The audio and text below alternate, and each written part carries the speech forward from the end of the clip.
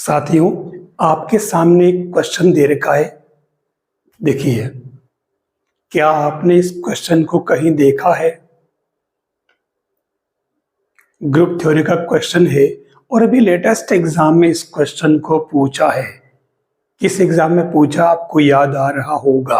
अगर आपने एग्जाम दिया और पेपर को आपने पढ़ा हो, उसका एनालिसिस किया हो, कितना इजी क्वेश्चन पूछा है।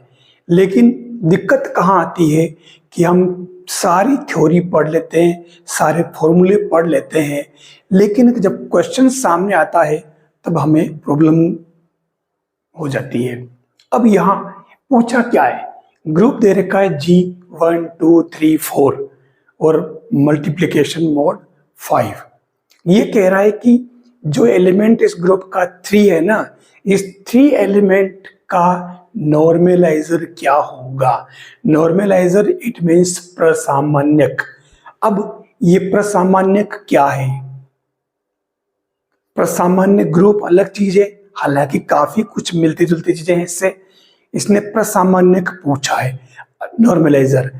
देखिए, याद कीजिए, नॉर्मलाइजर के लिए आपने एक थ्योरम पढ़ी होगी। किसी ग्रुप मतलब किसी भी एलिमेंट, फॉर एवरी एलिमेंट, मैं लिख देता हूं, for every element of A belongs to G और एक्स बिलोंग्स टू जी के लिए A X equal to X A, ये अगर फॉर्मूला अप्लाई हो जाता है तो इस टाइप के जो एलिमेंट होंगे वो आपके नॉर्मलाइजर में आएंगे, उस सेट में बनेगा, इसका एक सेट बनेगा। ठीक है, और ये आपके जी का सब ग्रुप भी होगा, नॉर्मलाइजर का सब ग्रुप भी होगा। ये बात हमें पहले पता होना चाहिए, क्योंकि एक थ्योरम है ये पूरी। डायरेक्ट हमने थ्योरम पढ़ी है और उसको एनालिसिस भी किया, याद भी किया है, लेकिन इसको अप्लाई मैं यहां करके बता रहा हूं। बस इस थ्योरम को इसके अंदर अप्लाई करना है।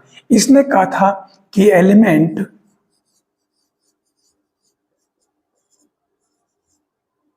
थ्री का नॉर्मलाइजर क्या होगा। ठीक है, मैं एक ही जगह यहां लिख देता हूं 3, क्योंकि 3 का पूछा है। अब हम एक काम करते, क्योंकि ये और ये दोनों बराबर एक ही बात है, तो मैं यहाँ ax निकाल लेता हूं। ये आपका 3 है, तो ये 3 मल्टीप्लाई 1, 3 मल्टीप्लाई 2, 3 मल्टीप्लाई 3, 3 मल्टीप्लाई 4, 4 ही तो है।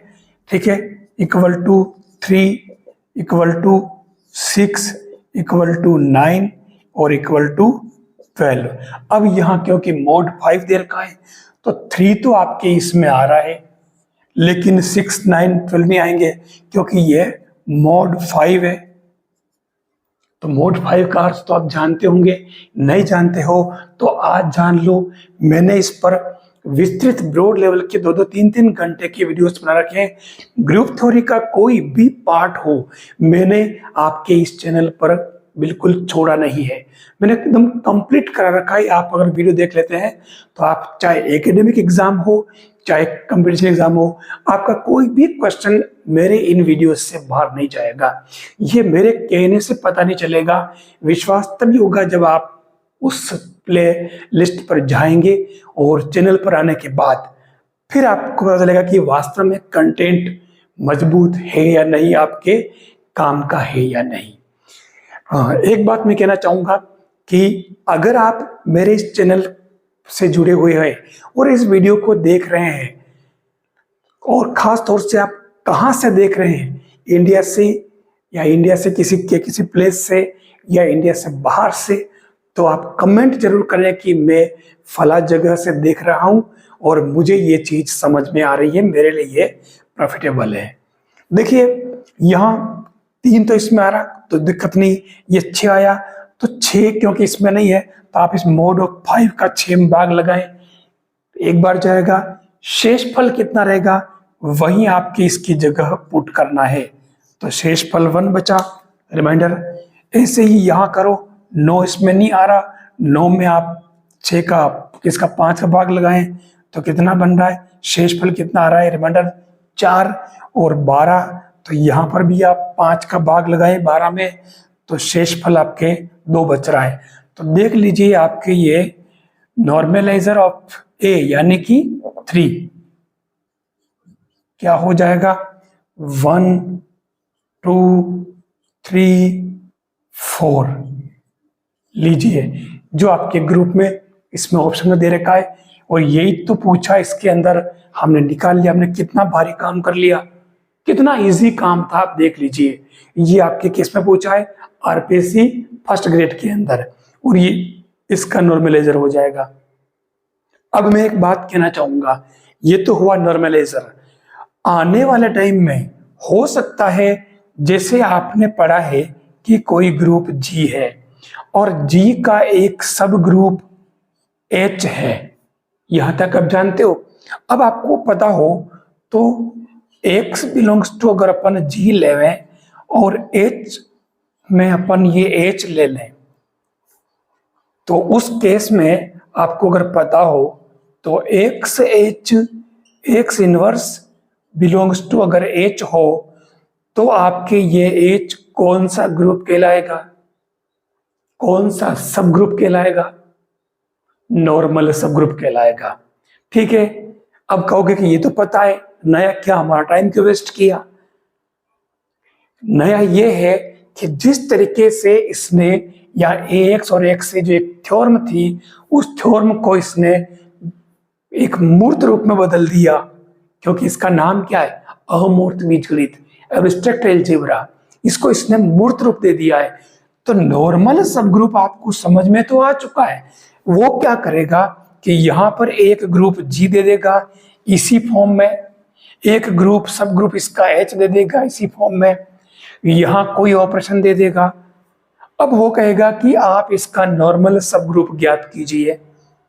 हो सकता है वो एच के लिए पूछे, जी दे दे, वो कहे कि इसका नॉर्मल सब ग्रुप क्या होगा। तो आपको इस प्रकार से अप्लाई करना है ये संक्रिया लगा करके, जिसमें एक्स एच एक्स इनवर्स करने से आपके मतलब जो एलिमेंट आ जाएगा, जो एलिमेंट आपके इससे आ रहे हैं, इससे वो आपके एच में होंगे और वो एच आपके क्या होगा, नॉर्मल सब ग्रुप। ध्यान रखना है इसमें वो संख्याएं ले लेगा इस तरीके से, तो आपको कंफ्यूज नहीं होना है। यही तो आपके अमूर्त बीजगणित है। तो आप अगर सेकंड ग्रेड में क्वेश्चन आए तो आप इस तरीके से कोई भी आए तो उसको गलत मत करना, सही करना, क्योंकि जो कुछ आपने पढ़ा है उसी में से क्वेश्चन बनने वाला है। आपने नॉर्मलाइजर भी तो पढ़ रखा था, फिर भी वहां एग्जाम में एक्स इक्वल टू एक्स ए को अप्लाई नहीं कर पाए। ये एक बड़ी बात है, अप्लाई तब कर पाओगे जब आप किसी थ्योरम को पढ़ोगे, समझोगे, उसके अंदर जो एलिमेंट आए उनके बारे में जानकारी करोगे, फिर उनकी संक्रिया के बारे में पता करोगे, फिर जो सेट बनेगा उसके बारे में पता करोगे, वही नॉर्मलाइजर होगा। सेम वैसे ही इस प्रकार के एलिमेंट जो बनेंगे वो नॉर्मल सब ग्रुप में आ जाएंगे। तो ये ऐसे वो कोई सा भी क्वेश्चन पूछ सकता है, आप जरूर इस बात का ध्यान रखें।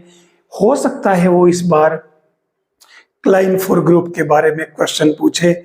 क्लाइनफोर ग्रुप के बारे में मैंने इसी चैनल पर ग्रुप थ्योरी वाली जो अलग से प्लेलिस्ट बना रखी है, ब्रॉड लेवल पे बता रखा मैंने, अलग अलग तरीके के एग्जाम्पल लेकर के क्लाइनफोर ग्रुप के कौन कौन से प्रॉपर्टीज होती है, उन प्रॉपर्टीज को मैंने एग्जाम्पल लेकर के बता रखा है। तो आप इसमें से जाकर के क्लाइनफोर ग्रुप को ठीक से समझ के जाएं, क्योंकि इस बार आपके क्लाइनफोर ग्रुप पर क्वेश्चन बनने वाला है।